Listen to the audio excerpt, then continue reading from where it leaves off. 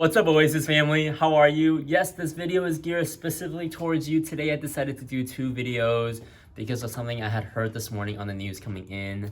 I'll explain what that is in a second. But number one, Joel and Seth, thank you all for sharing. Thank you all for your questions. I'm doing my best to share some of my thoughts with you guys, but I just love that we're chatting back and forth. Please continue to do so. It just makes it that much more fun, right?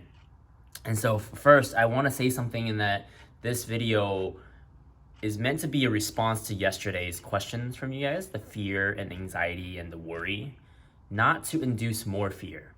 Okay, so remember that. Today, our scripture passage comes from Deuteronomy chapter 6, verses 10 through 19. In it, it talks about remembering God, remembering God's blessings and all the things that we have. Really, none of it we've built on our own, right? My being able to work out here, that's none of my own doing, and it's simply God putting it in place for me. And the reason I want to say this is this. This morning when I was coming in, I heard this story on the radio of a mother who had a planned C-section during this time of the pandemic. So originally it was supposed to be a natural birth, but I guess there's some complications. And when they planned the C-section, obviously then the dad couldn't be there with them, because they wanted to keep as many people separate as possible, right? And so after the C-section, I think shortly after, the mother spiked a fever. And it was a fever unlike any other fevers, and they thought, well, she just went through a C-section, so obviously this is likely an after effect of the surgery. But they decided to test her for COVID anyway because of the current situation, and they found out that she was positive. Thankfully, dad and baby, neither of them are. So what they're doing is mom is staying upstairs in her own floor.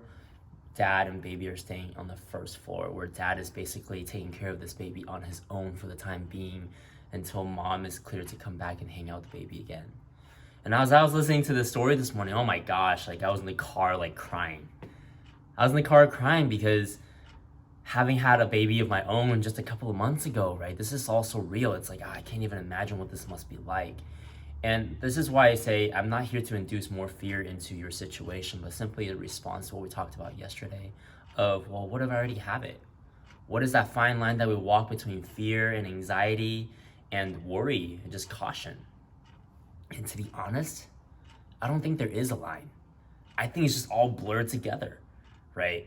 And if you go back to read my long post of sort of the rational and the irrational, the rational and the emotions, I think this is really where God comes in. And it's in moments like this where you wonder, like, why this family? But at the same time, it's in moments like this where hopefully for the two of you, you can take time away to be thankful for what we have, right? This quietness, this calmness. Both of you get to be with Mikey. Both of you get to be there and hold them together and be thankful for that, right? And in this time also be in prayer for these people, because there are people who out there who are in different situations than we are.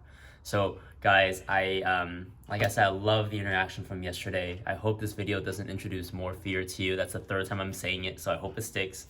But I do hope that we all just take some time today to be thankful for the blessings that we do have.